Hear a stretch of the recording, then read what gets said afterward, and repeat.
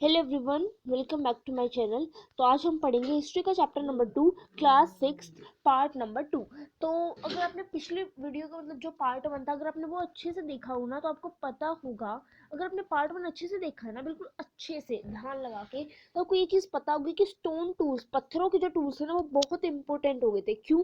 क्योंकि इन्हीं टूल्स से तो क्या होता था, हमारे बहुत सारे काम होते थे, लाइक हंटिंग वगैरह। ठीक है। अब लोगों ने ना, अब क्योंकि स्टोन टूल्स बनाना ज़रूरी तो था, बनाना तो पड़ेगा, लेकिन अब उन्होंने ना अच्छे अच्छे, जहाँ पर अच्छी क्वालिटी के स्टोन मिलते थे ना, वो चीज़ें ढूंढना शुरू कर दिया। ठीक है।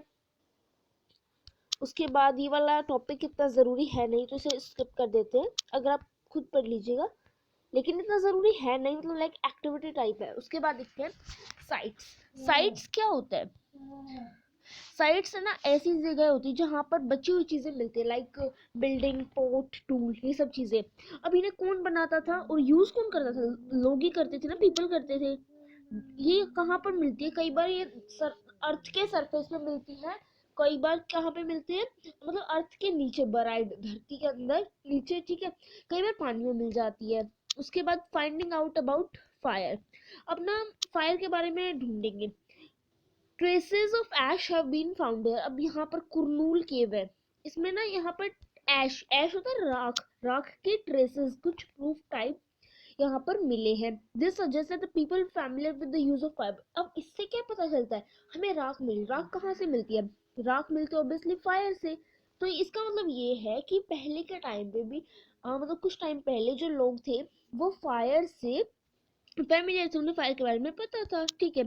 Fire could have been use for many things. अब फायर का यूज हम बहुत सारी चीजों के लिए कर सकते हैं, as a source of light, light रोशनी के लिए। ठीक है। मीट को रोस्ट करने के लिए, पकाने के लिए, और बहुत सारे एनिमल्स को डराने के लिए। स्केयर होता है डराना। उसके बाद ये है नेम्स एंड डेट्स, ये करते हैं।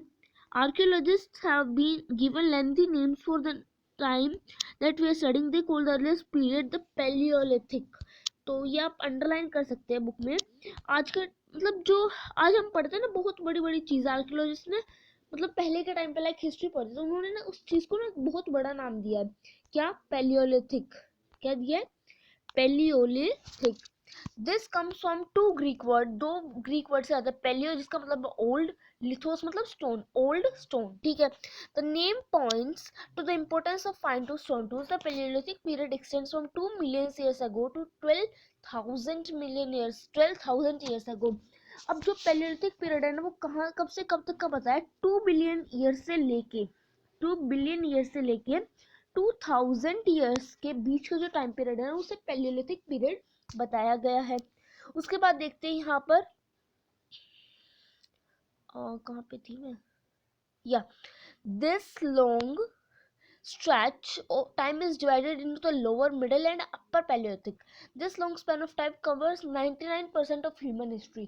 अब जैसे मैं आपको बताया, जो हिस्ट्री है उसी को आर्कियोलॉजिस्ट ने, हिस्ट्री जो पीरियड है उसी को आर्कियोलॉजिस्ट ने एक पेलियोलिथिक नाम दे दिया इस पीरियड को।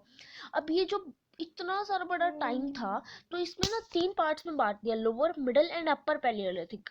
अब इस टाइम पीरियड में ना, एग्जैक्ट तो नहीं, बट लगभग लगभग 99% ऑफ ह्यूमन हिस्ट्री इसमें इंक्लूडेड है, यानी ह्यूमन की जितनी भी हिस्ट्री है 99% इसमें इंक्लूडेड है। The next stage from about 10,000 years ago is known as the neolithic. अगली जो स्टेज आती है 10,000 ईयर्स एगो पहले की, उसे क्या बताया? नीलियोलिथिक। अब आपको क्या लगता है कि नीलियोलिथिक का मतलब क्या है?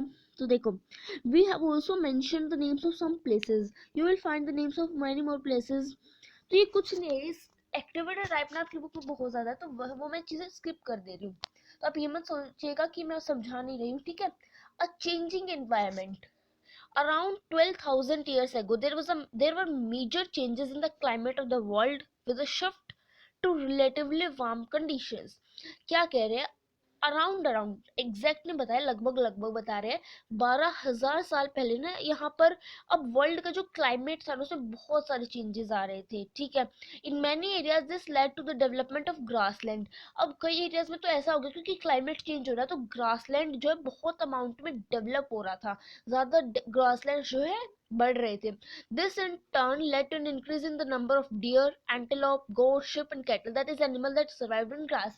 तो इसी की वजह से ना मतलब क्या था कि काफी ज्यादा ऐसे एनिमल्स बढ़ गए जो ग्रास खाते हैं, लाइक डियर, एंटीलोप, गोट, शिप, ये सारे, ठीक है। Those who hunted these animals now followed them, learning about their food habits and their breeding seasons. क्या कह रहे हैं, अब जो इन एनिमल्स को हंट करते थे, यानी जो हंटर्स थे, वो क्या करते थे, इनकी जैसे इनको मतलब लर्न क्या करते थे, लाइक इनके फूड हैबिट सीखते थे, ये सब चीजें सीखते थे।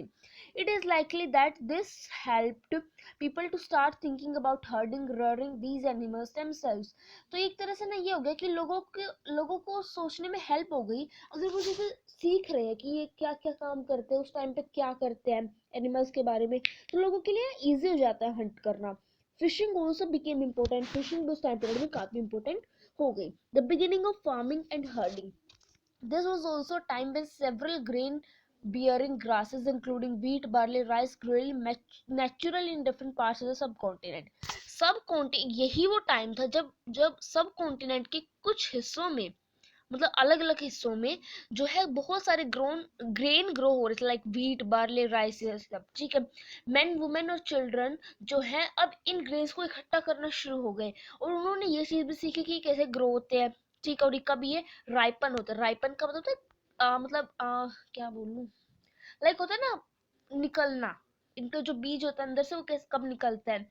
This may have led them to think about growing plants on their own. In this way people became farmers. तो ये चीज जरूरी है कि इंसान जो है, मतलब जो पीपल है, वो फार्मर्स कैसे बने। तब तो उन्होंने ना इनके बारे में सोचना शुरू कर दिया कि लोगों ने मतलब प्लांट्स को कैसे ग्रो किया, वो मतलब उनको ये सब चीजें याद होती गई जैसे जैसे वो सीखते गए, ठीक है।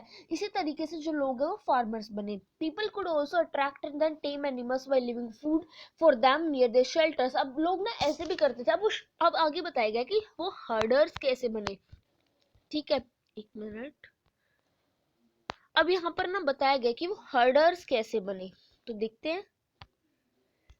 तो हर्डर देखो, अब लोग ना बहुत अट्रैक्ट हो गए थे कि एनिमल्स से, तो वो उनके लिए ना खाना देते थे उनको, ठीक है, अपने शेल्टर्स के आसपास रखते थे। अब पहला एनिमल जिसे पाला गया था वो क्या था, wild ancestor of the dog, यानी जो डॉग था उसका पूर्वज। Later people encourage animals that were relatively gentle to come near the groups where they live. अब उसके बाद क्या हुआ, लोग थे ना वो बहुत मतलब, अब वो एनिमल से डरते नहीं थे, वो अपने कैंप्स के पास उन्हें लाते थे और उन्हें खूब उनकी देखभाल करते थे।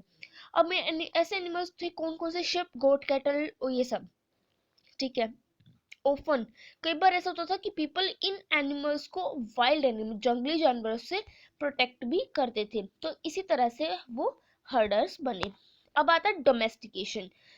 तो ये देखो क्या है, domestication is the name given to the process in which people grow and plant look after animal। तो ये मैं आपको अभी थोड़ा थोड़ा बता देती हूँ, पार्ट 2 कंप्लीट हो जाएगा उसके बाद वीडियो का, पार्ट 3 में आगे का एक्सप्लेन करूंगी। डोमेस्टिकेशन होता है एक ऐसा प्रोसेस जिस तरह से लोग जो है एनिमल्स को पालते हैं, ठीक है। तो मिलते हैं पार्ट 3 में। Till then thank you very much.